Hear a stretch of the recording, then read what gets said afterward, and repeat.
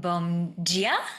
Bom dia? Bom dia? I think the D's are G's is what I've come to find out in the last 24 hours as I am in Brazil. We are one sleep away, depending on what time zone you are in the world, from kickoff to the NFL season, Cowboys, Eagles, I cannot wait. And then, of course, the AFC West battle on YouTube, making history.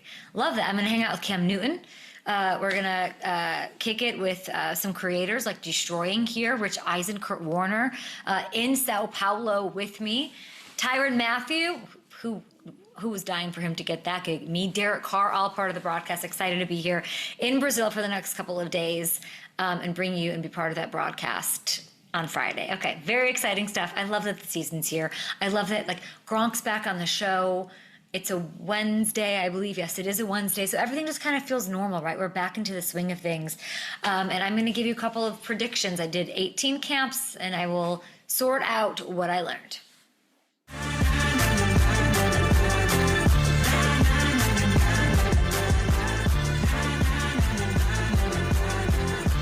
One more sleep, y'all, until the 2025 NFL season. I'm so excited to be part of the action, the festivities of kickoff, which are no longer just a Thursday affair, Friday on YouTube. Chiefs, Chargers. I mean, why not? Let's just light this sucker, Hamilton, and do a divisional matchup right out the gates. Like, this is amazing, and we love that. You gave me some bad news. By the way, I get to the airport, and the power shuts off at the airport. Oh, no. And I just didn't know what to think. But it was because I think the force of the NFL has entered the situation here in Sao Paulo. I'm very excited about all things. We can definitely talk about it over the next couple of days. But kind of a little bit of a blow, or interesting, depending on how you look at it, with this Jalen Royals news. You're high on him. I really like him a lot. He's certainly going to play a role, but he has a little bit of a setback. I would say. I mean, I really want to see explosive messages sent from Kansas City. You'll hear me say this all night on Friday night. Like, bring it, send the message, tell everybody to shut up.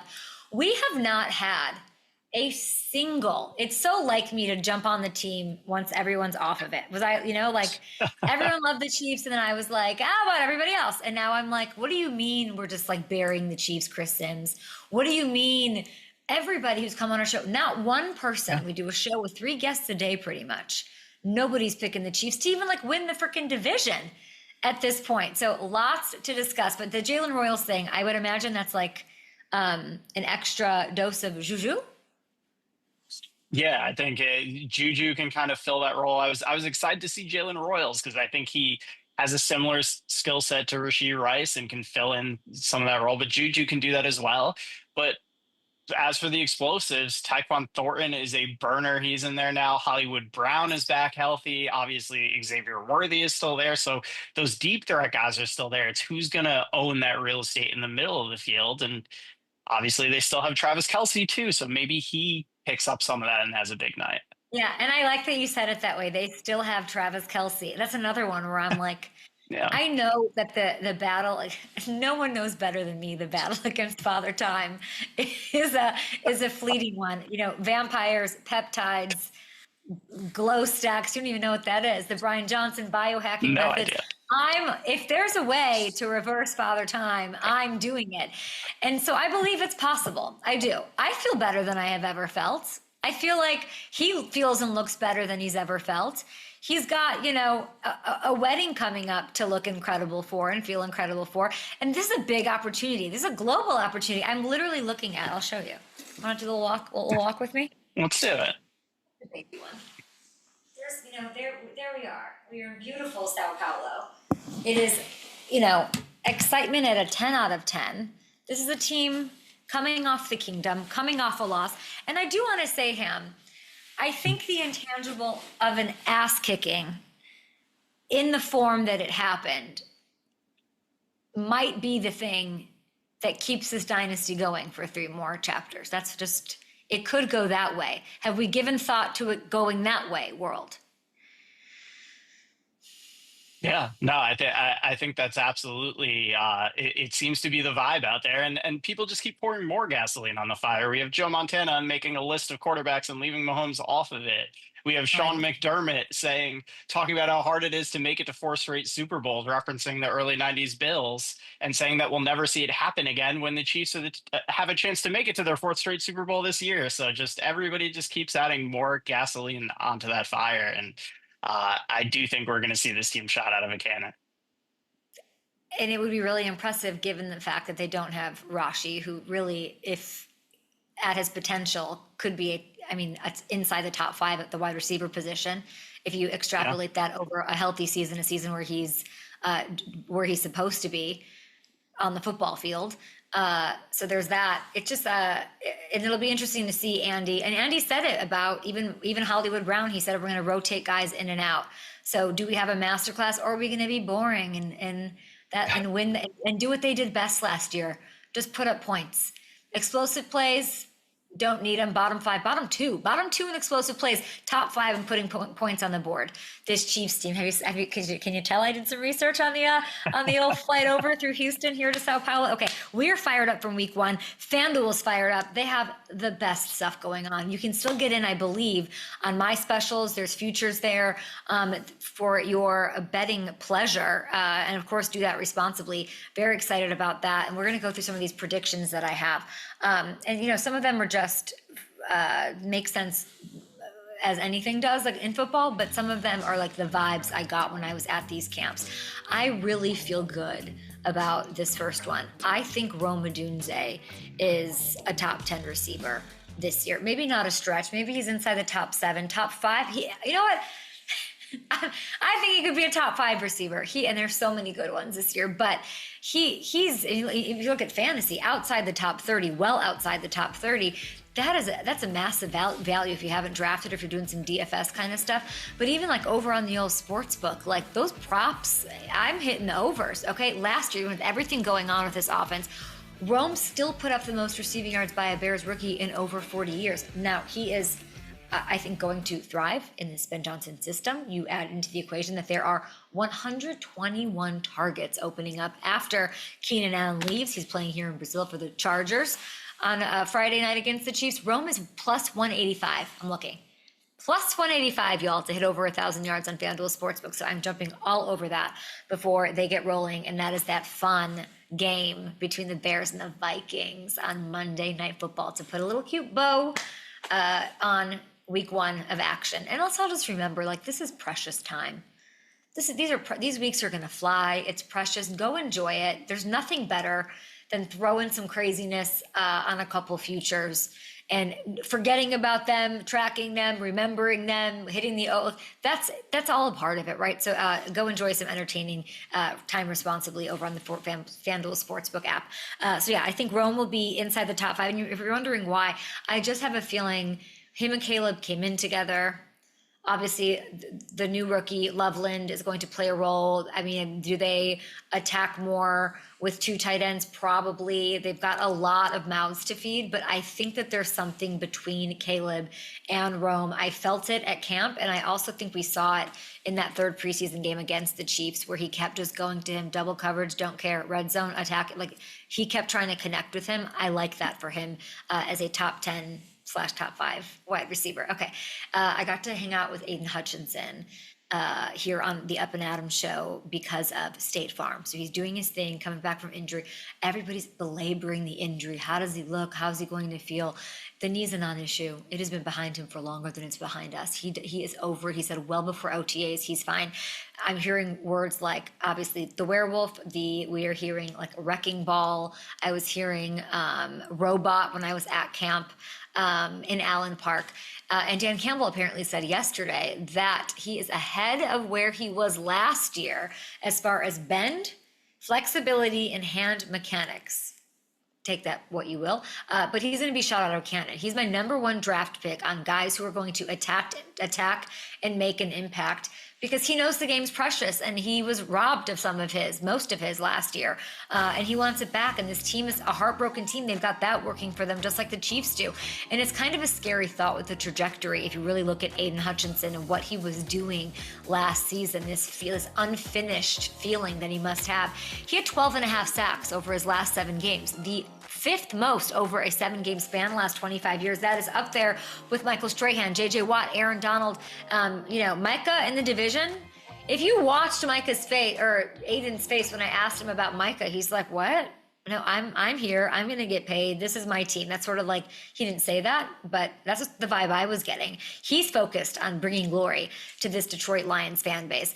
By the way, those two are favorites for Defensive Player of the Year. Micah plus 500 on the old sportsbook with FanDuel. Aidan second at plus 750. Then Miles, TJ, Will Anderson, and Nick Bosa. Okay, my final prediction just for this morning. Bom dia, everybody here from Sao Paulo, Brazil. I think, I don't know, I told Hamilton I want to do something about Baker Mayfield because I just have a feeling from being around him and being around the team. Anything other than a Super Bowl appearance is a failure to this team. That's what I believe. I think they've won the division 4 times in a row or 5 times. I think it's 4, made the playoffs the same amount in a row. I forget if it's 4 or 5 or 5 or 4.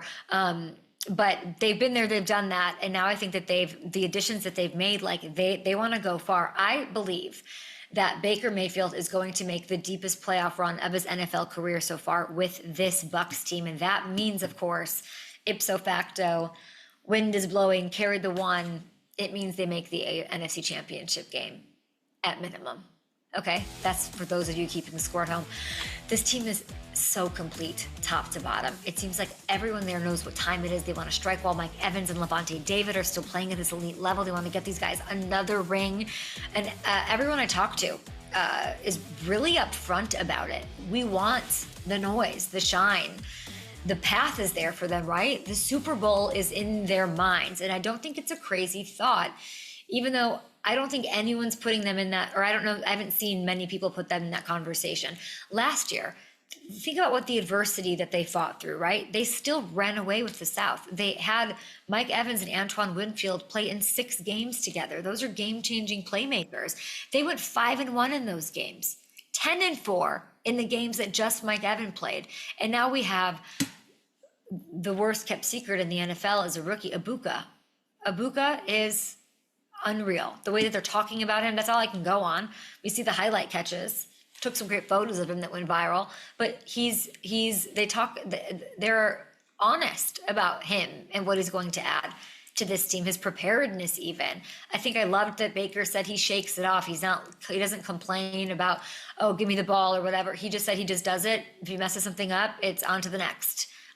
Which is an important quality to have, and one that he certainly highlighted to me when he was on the show down in Tampa during training camp.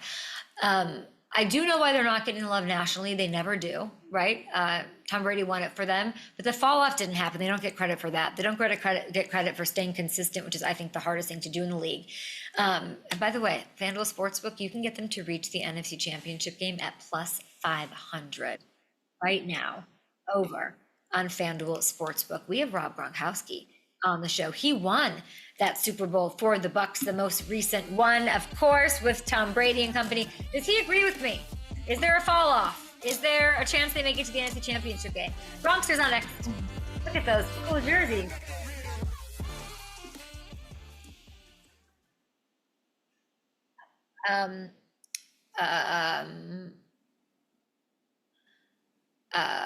I think one of the things that and I want to just get this out there. I feel like during the draft process, we weren't like super hyped on the rookies.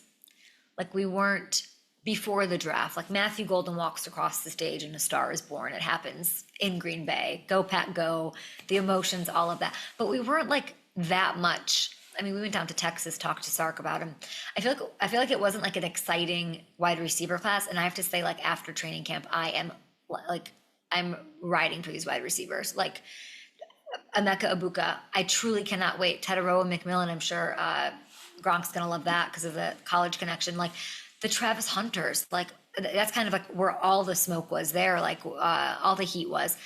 The Matthew Golden, Isaac Tesla, these pass catchers, okay? These Jalen Lanes and these Jalen Royals always scratched for week 1. The Tez Johnson, like I fell in love with Tez Johnson at the Panini rookie premiere. I think these rookie wideouts, I remember, Hamilton, a time not long ago, but before I knew you, so a long time ago, over 10 years ago. When was Keenan's first year? 2012? 2013, I believe. 2013, yeah. Okay, I remember very much. Wasn't he just like the only rookie? What was that stat? He like broke that threshold for 1,000 He yards. had Hard to no, put you on the spot. He had a he thousand had not, yards. no rookie receivers really got 1,000 yards before that. It was a very, very small select group, and he was the Yeah, one that Keenan was the one that kind of changed that. but then now it's happened, and now it's sort of commonplace, Yeah. and you can see the evolution of the league. They're more game ready, the development and all of it. Like I think we've got a bunch of 1,000 yard receivers this year, pass catchers. Gronk's coming on, so not just wide receivers, but tight ends too. And so I think that my prediction here, all that to say, I think we see. I'm going to say, how many did it last year? How many rookie wide receivers did last year? 3, and that was the NFL record. So 4 easy. We're going to break the NFL record. I say 4 rookie pass catchers. Can I do that? 4 rookie pass catchers go for 1,000 yards this year, which would set that record. You're looking at him right here. Teteroa, best odds of any rookie to hit 1K at plus 165. That easily happens. Golden, named the wide receiver 1. We need to pop champagne. What do they drink down here in Brazil? I don't even know. I'm going to pop whatever that is and drink it because the Packers decided to name a wide receiver 1. I'm so excited about that. 3 did it last year. Love that. It was Brian Thomas and McConkey. I'm telling you, it's going to happen. 4 go over 1K. Let's do this.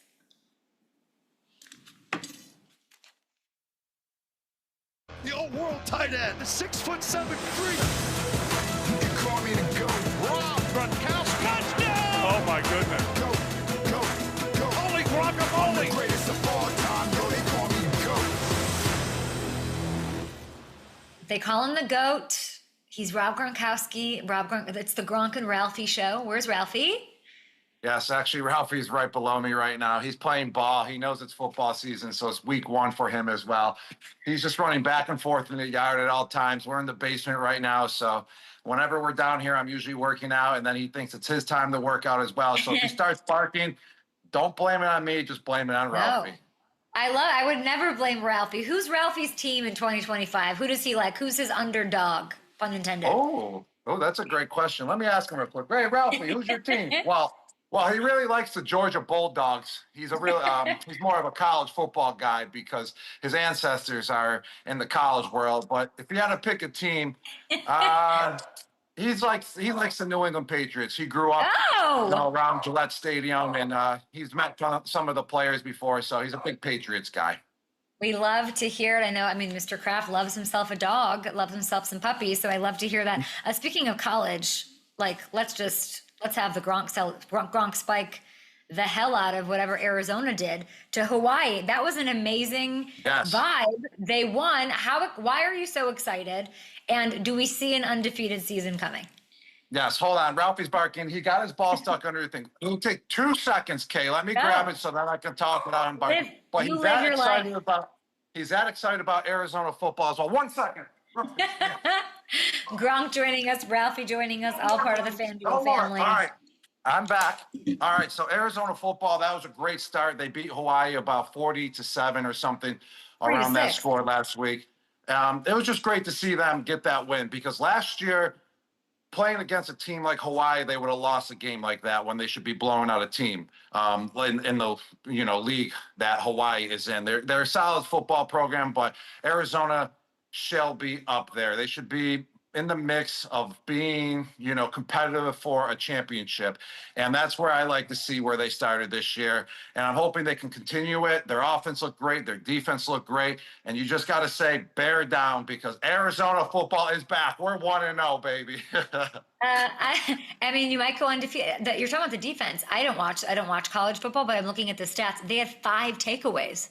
This quarterback, Noah, I don't want to mispronounce his last name, Nafita, he threw for a touchdown. He ran for a touchdown. I'm excited. And what a gauntlet they're being thrown to start the season. They have Weber State up next. What do you think the score will be? Yes, Weber State, Shout out Lillard. It's not really going to be competitive, but I think we're going to win at least by 30. I would say final score 52-14. Mm-hmm.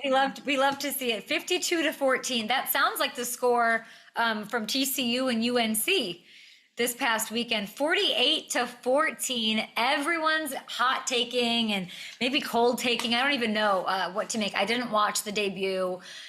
Did you watch it? I watched the debut, and the football atmosphere there was just through the roof. I mean, you had Michael Jordan there. Teddy Bruschi did a great job on the pregame panel, just talking about his ex-coach. Just overall, a college football atmosphere, that's what it should look like every single time a college football game is played at night. And it was just so cool to watch. They came out with a bang, UNC going down the field on that first drive and just going about 8 for 8 with run plays and pass plays, just being on the positive side of making yards. And then they scored that touchdown. And then it just all went downhill from there. But the reason why UNC lost is because of what Bill Belichick stresses never not to do. They gave up 2 pick sixes, and they also allowed a couple big runs for touchdowns as well. And if you take away about those 6 or 7 big plays that TCU made, well, then it would have been a competitive football game. But you also got to tip your hat. Sonny Dykes was my offensive coordinator in college. Mastermind, knows how to devise game plans on the offensive side of the ball like no other. So you got to tip your hat to TCU. They came out firing. They had 9 wins last year. They're a great team. But UNC will be competitive once they fix those mistakes that Coach Belichick always stresses. There's a lot of people just saying, man, this is just adding a lot of ammunition, mounting evidence to the fact that, like, maybe Bill Belichick wasn't a great coach. That's what people are saying. Maybe he wasn't. You've always said he and Tom were great together. Tom has had his success without Bill. That you're saying that success will come. What do you think when you hear those people say? And I mean, here's the stat: 29-39 since Tom Brady left New England. That's his record. What do you think people who are questioning Bill Belichick's competence as a head coach?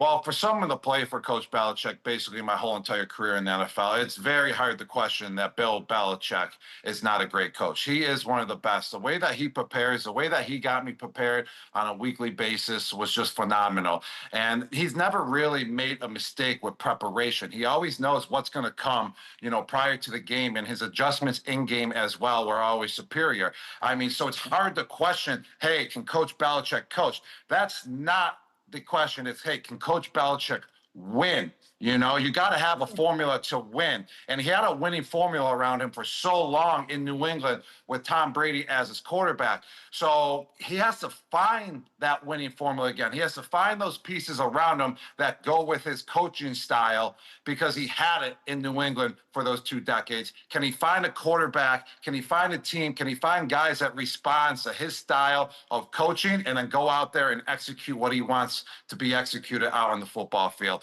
So it's not that he doesn't know the game of football and doesn't know how to coach it. I feel like it's just, can he find that winning formula to win games once again? That winning almost energy like Tom had. Like when I think about it, Tom's here too. Like, so it sounds like Bill is a great coach, Hall of Fame coach who got you really prepared. That means a lot, knows his stuff, but Tom is a winner.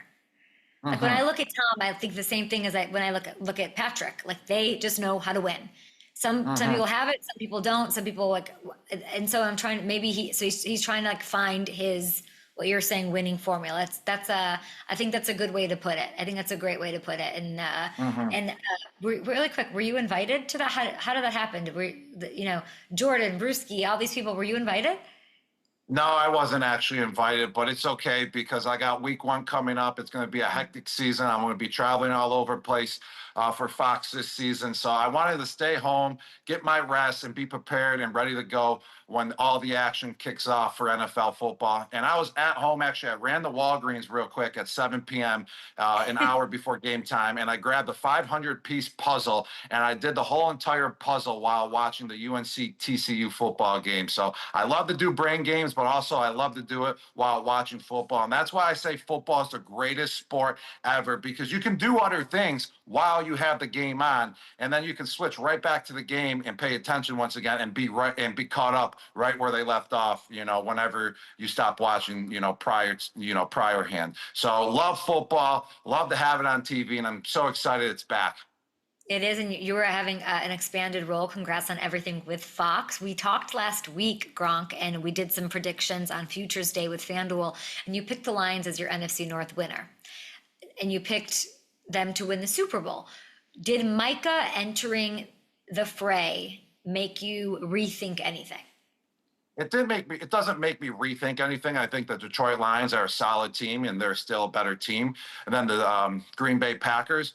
But Micah Parsons is going to be a super speed bump, a super big speed bump for the Detroit Lions. And they're going to have to prepare differently for the Green Bay Packers defense now when they face them twice this year. He's a disruptive player. You got to pay attention to him. You got to change your game plans throughout the week and focus on Michael Parsons, because if you don't, he's going to come in there and he's going to stop that momentum on the offensive side of the ball, because he can break through the line at any single time with his explosiveness and with his quickness. So that's what changes for the Detroit Lions, is it's going to be that much harder now to win those games and to win the division, but I still think they pull it off.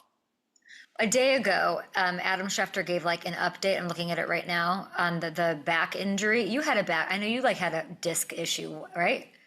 Yes, I had 3 herniated discs. I had 3 back surgeries in my career. And all you got to do is rehab it. You got to rehab the crap out of it. You got to use all your core muscles. You got to use all your back muscles. And speaking of that, I threw out my back about 2 weeks ago. In the last 2 weeks, I've been rehabbing the crap out of it. And I'm back to 100% now again. So if you got it, you got to take care of it. Backs can always nag you if you don't, pay attention to it every single day and rehab it like you never rehabbed before. Take it to the next level. Backs can also just absolutely just torture you from your toes to your head, because it messes with your mental game as well if you have a back injury. But with Micah Parsons signed a $188 million deal, he's got to be out there week 1, because I've seen him out at practice. He's out there participating. He has to play week 1 for the Green Bay Packers. Well, there's a lot of talk right now just on, and you're not a doctor, but you did go, you've been through physicals. You did have, injuries throughout your career.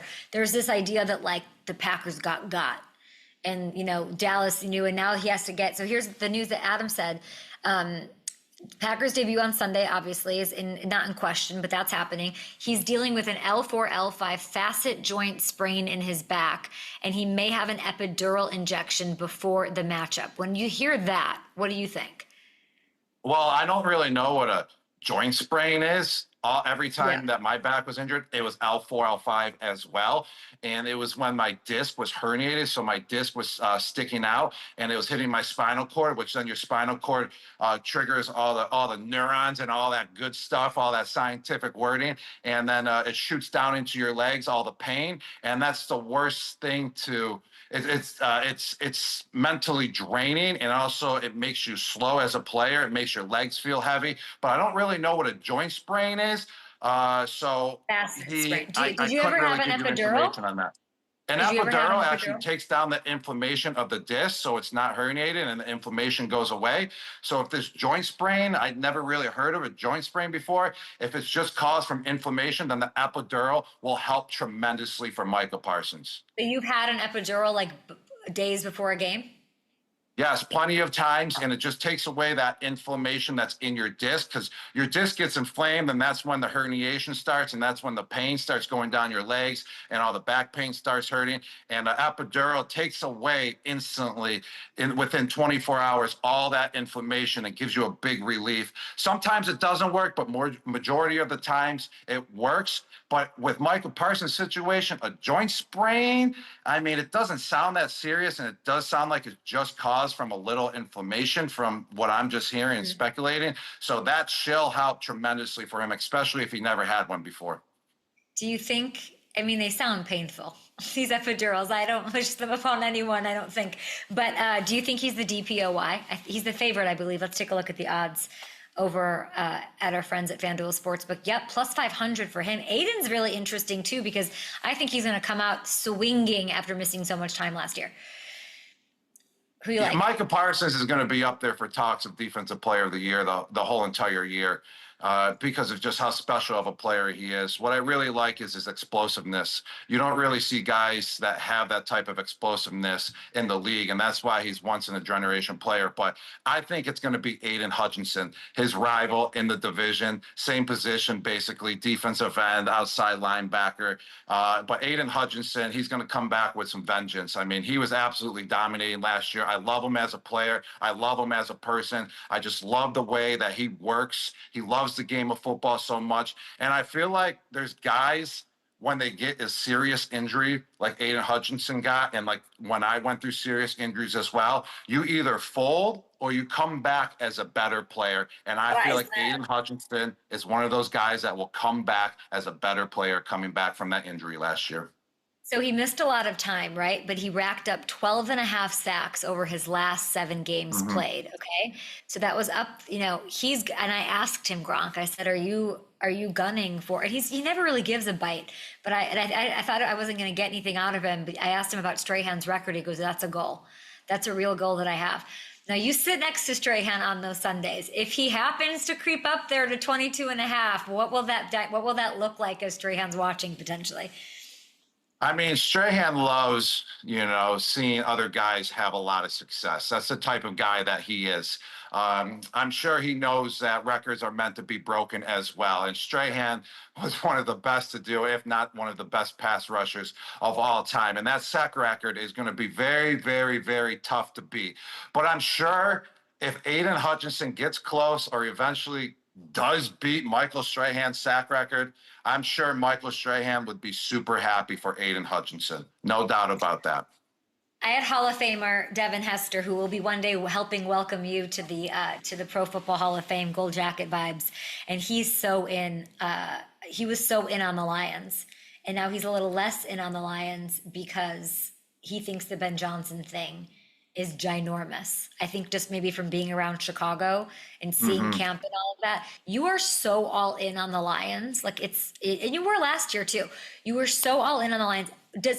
Can you talk me through from, being the future Hall of Famer, 4-time Super Bowl winning tight end that you are, like, why does it not matter that they lose Ben Johnson?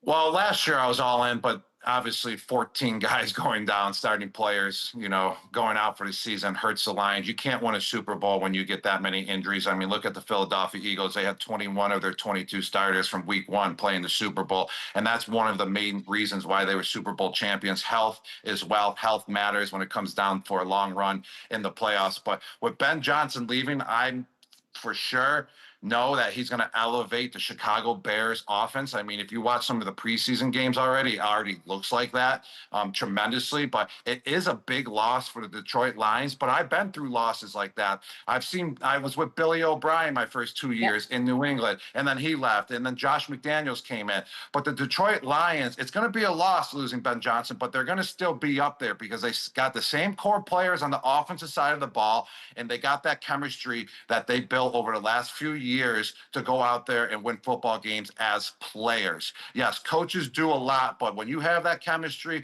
when you have players that been together for a while, like the Lions on the offensive side of the ball, no matter who the offensive coordinator is, they're going to be set up nicely to go out there and compete because they already understand each other. So I see just a little drop off, but the Lions on offense are still going to be spectacular. And they have just stars. Like Gibbs is just a star. 20 touchdowns. That is not a fluke. That is like a play caller, but that's a strong player. And you do have Amon-Ra, and you do have, like you're saying, Aidan Hutchinson's your DPOY. Like those are stars. And I think more in their new OC, familiar with the building, he'll come in there and sort of maybe even run the same kind of offense. Like how much he'll put his stamp on it. But like, I think you're right to think they have stability. And I'm really fascinated by the heartbreak factor. And it brings me to the Chiefs, but also the Lions, Buffalo up there. Like, you've lost a Super Bowl. I'm doing this broadcast for YouTube with Cam Newton, who lost a Super Bowl. Like, what does that do to you? Like that first game back, just in a vacuum week 1. Is there a little extra something there, Gronk?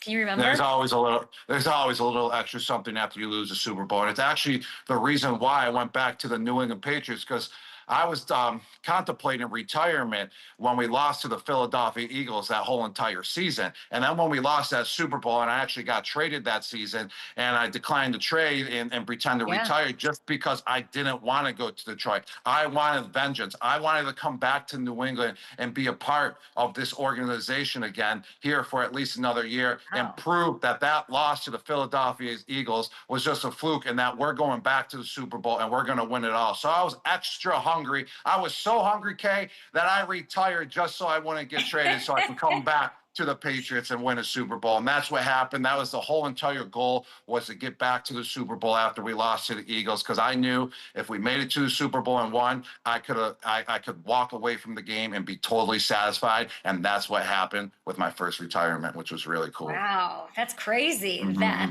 your whole history is just absolutely bananas. I saw Tom yesterday doing like the fake Lombardi toss, and I was like, you two are just like, you can't write the story of the NFL without like frickin' frack Tom and Gronk and what you guys were able to. I feel like we still don't get what you guys were able to pull off with all of those Super Bowls. It's unbelievable. But that brings me to Patrick Mahomes, who plays here Friday night, global audience, YouTube, first of its kind, division matchup right out the gate. And what did that loss do to him is a question that's in my mind. I wouldn't ask him. I think they like threw that out and they're full steam ahead. But like, what does that kind of a loss do to a Patrick Mahomes, you know? I mean, a quarterback that is the best in the league, a guy that is just a competitor on a daily basis, on a weekly basis. I mean, he's going to be fierce. He's got some fire inside him now. You know, when you're winning games, you just feel like you're coasting for a little bit. Then all of a sudden you get smacked in the face. That's going to wake you up even more. Patrick Mahomes is coming back with some vengeance this season. And if you saw him in the preseason game, I'm pretty sure he was one of the only starting quarterbacks to play 2 games this year, get time in 2 games, because he wants to have that chemistry with his new teammates, with the guys, so they can go out there and week 1 and just be absolutely dominating like they were all of last year in 2024, besides in the Super Bowl game. So I think he's going to come back with some fire coming out of his head, and he's going to be one of the top dogs once again, and he's going to stay up there. I think you're the only person that has come on this show, and there's like 3 guests a day, that has picked, you picked the Chiefs, right, to win the West? Yes, I sure did.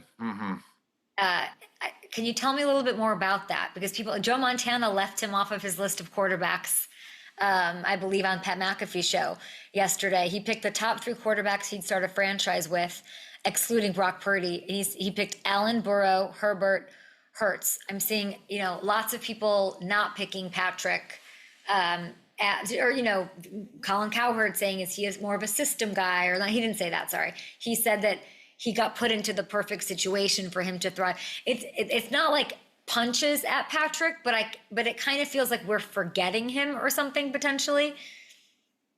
I mean, I think it's all because of what happened in the Super Bowl last year that everyone's kind of jumping off the bandwagon skip. It is fair, but it was only 1 game. Just truly think about it. I've had plenty of losses in my NFL career. Well, not plenty, but every once in a while where we would lose by, 21 points and get blown out. It just happened to be on the biggest stage in the Super Bowl game. I'm not ever going against Patrick Mahomes. I have before. I bet against him. I picked against him, and he always proved me wrong, especially in the prior 2 Super Bowls. I actually picked the other teams to win, and he won both of those games. But I can't go against Patrick Mahomes until it's proven that he can beat on a continuous basis. Everyone's going to get beat every once in a while and get their butt beat as well. Get pounded, absolutely pounded. It happens. It's the NFL. Everyone's good. But it's about getting beat on a consistent basis, and he has never been beat on a consistent basis. So once that starts happening, I will jump off of the Patrick Mahomes bandwagon as one of the best QBs in the NFL. And I don't think that's going to happen because he's too skilled, he's too experienced, he knows how to adjust to the games that he's playing in, and he knows how to win as well. He knows how to win with the guys that are around him, and he has a great coach in Andy Reid to help support him, win those close games. I mean, there was a 10-year stretch where Tom did not win a Super Bowl. You were, sort of there for that. Were people just bored, piling on, like they thought he couldn't do it, and then he went and won 4 more? Well, it wasn't the bored factor. And if you look at those years, they were competitive every year. We were winning the AFC East division on a daily basis. And we were competing for Super Bowls every single year. Even the years I wasn't there and they weren't going to Super Bowls, they were still the first seed, second seed. It wasn't like they were wild cards going into the playoffs and just being lackadaisical, throughout the whole entire season. It's just that they got beat by better teams in the playoffs. But every single year, they're putting a product that was competing for a Super Bowl. It's just so hard to win a Super Bowl. So that 10-year hiatus, we went to 2 Super Bowls, 07 and 011, and lost to the Giants both times. It just proves that it's that hard to win the big game and to even get there. So it happens. Okay, it just does. But if you're showing that you can compete on a daily basis and you have a championship team, then it shows how good of a player you really are. When I sat with him, not during training camp, but maybe like a month before, so before training camp was start, he was just like, I just want to get back on the field. I just want to get back. I want it to be like back to football. He also told me that he's developed a friendship with Tom Brady. Or I don't know if you'd call it a friendship, but he said that they, have some sort of a relationship, and he like, body language like lit up about it. I'm trying to figure out like what that means, like does that change something? What does that really add? As I'm thinking, like, obviously Tom with the Raiders, like he's injecting something, like he's just a winner, right? So then I'm trying to think like with Patrick, what kind of what boost in the video game does having Tom in your ear potentially give you? You can just pick Tom's brain whenever you have a question about a situation that's out there, because there's so many situations in football. And Tom's been through basically every single one. So just to give him a little text or something, a little phone call, ask him about those situations and learn from him, can just boost your game just a little bit. And just being a little bit better on a daily basis is what keeps you in the championship runs, is what keeps you a great player, is always trying to learn. And especially learn from the guys that been there before, the guys that are older than you, that been through all the situations.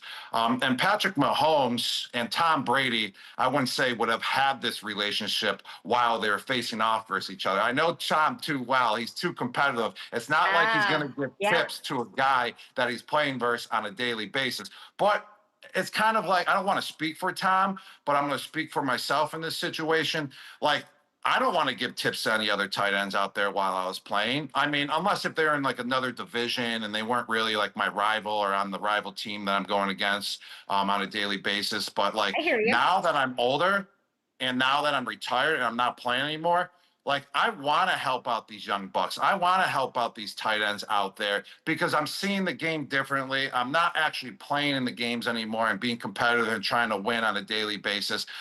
It feels like that's just part of your duty once you're done playing, is to help the young bucks and help the guys that are playing and just explain what situations you've been in, help them wherever you can help them at. I don't know that you've ever given Travis Kelce a tip. He's certainly not a young buck. He certainly doesn't need any advice. But he'll be in this game. By all accounts, he looks better out there. Andy Reid saying, he looks like he did when he was a rookie. There's all of this talk. What are your, and obviously, so Jalen Royals isn't playing. Rashee Rice is out on this one. Hollywood Brown is banged up. They've got Pacheco. They've got, they've got Thornton. They've got a couple guys that Patrick can throw the ball to, but I imagine that Travis Kelce will be featured a lot in this game. What are your expectations? Like, what does your gut tell you about the kind of season he's going to have?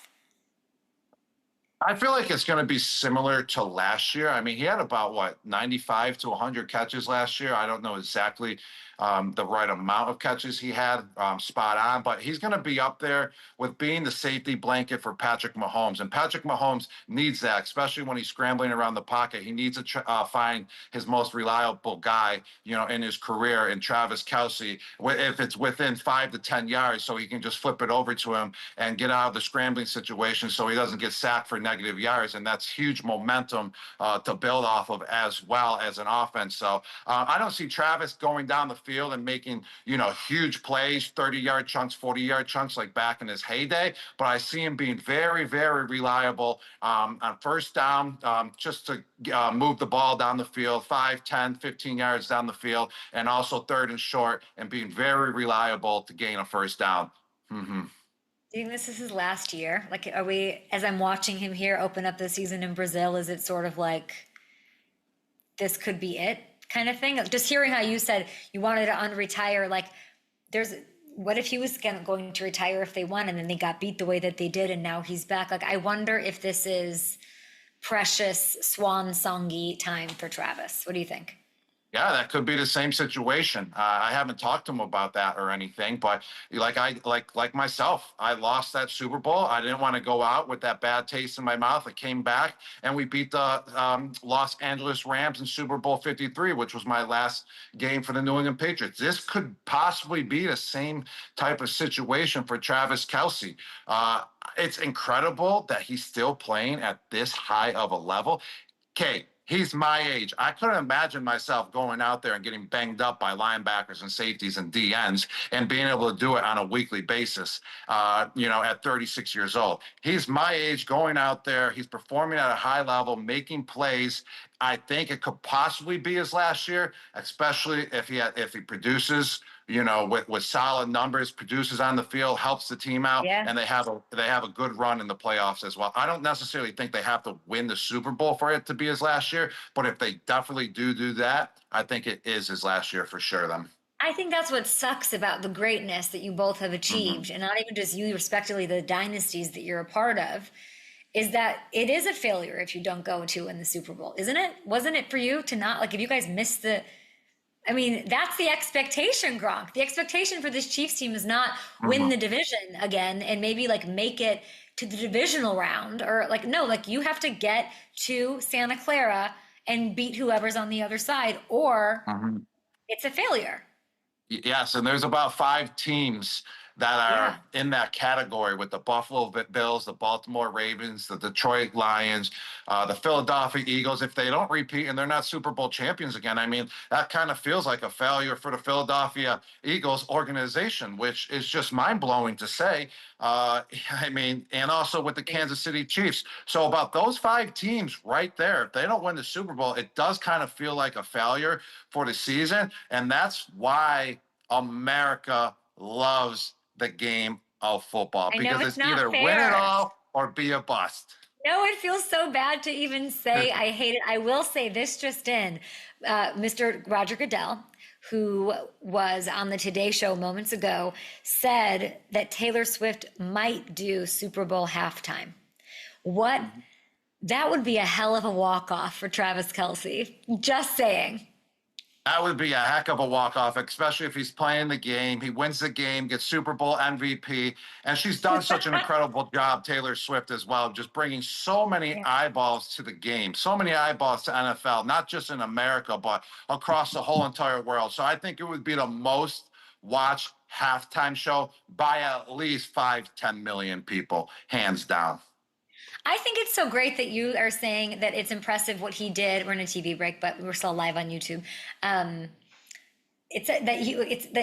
All I'm hearing or seeing, because I'm preparing for this game, right? Like you're preparing for Fox. I'm looking at like what's going on with the Chiefs and the Chargers, and there's just a lot of his fall off last year. It was obvious to someone who doesn't even watch football. It's obvious, and like you're saying, instead, like no, it's actually impressive that he's doing what he's doing.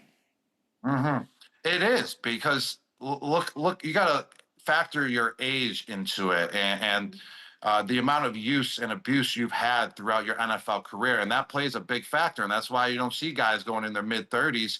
They're either out of the league or else they're not really producing at a high level. And he truly is producing at a pretty high level for what he has left in his tank. If you watch my career when I was 24 years old and you compared it to my career down in Tampa Bay, I was a shell of myself, but I was still able to produce and help out the Tampa Bay Buccaneers and achieve what we needed to achieve. And that's what he's doing with the Kansas City Chiefs. Yeah, he's not going to make spectacular plays like he's 25, maybe once in a while, but not compared it to the rate that he was doing it at.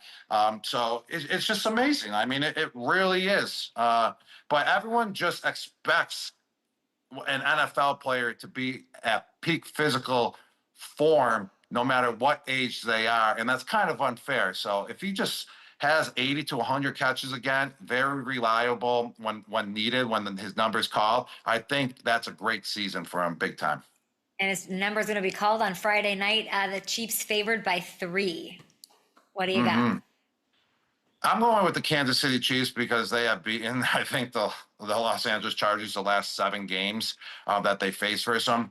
I know it's in another country, so that may just play a little factor if they're jet lagged a little bit, but they're both coming from the West Coast, so it's fair game. The only way I see the Chargers winning this game is if they absolutely dominate the line of scrimmage on the offensive side of the ball. They got to be able to run that ball. They need over 200 plus yards and over 2 touchdowns in the run game. The Los Angeles Chargers need, especially with their new toys at running back with their first round pick and Najee Harris. They got to just keep handing that ball, ground and pound, tire out the Kansas City defense. That's the only chance I see the Los Angeles Chargers have to beat the Kansas City Chiefs.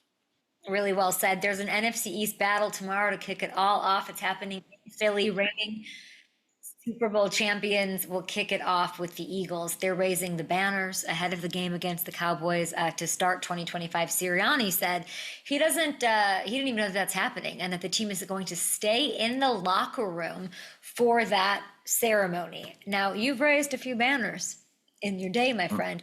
How do you feel about that? Were you guys out there for ceremonies? I mean, I can't even recall that, Kay. I mean, it was so long ago. It was over 6-7 years ago. I mean, I think they dropped the banner while we were running out of the tunnel. Was that you? For the Hold game. on. That was me. Him? That was when I was retired, actually. Oh, you were retired. After Super Bowl 53, and I came back. Gronk spiked it. They dropped the banner, and then the Patriots ran out of the tunnel and all that good stuff. But you're really focused on the game, and I really love what the Philadelphia Eagles are doing, staying in the locker room, not letting the distractions get to them.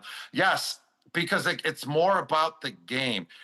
Dropping the banner is cool, but if you lose the game, guess what? Everyone's talking about the loss, not the banner. So just make sure you win the game, and then you can enjoy the banner dropping, and then you can also enjoy the win as well that night.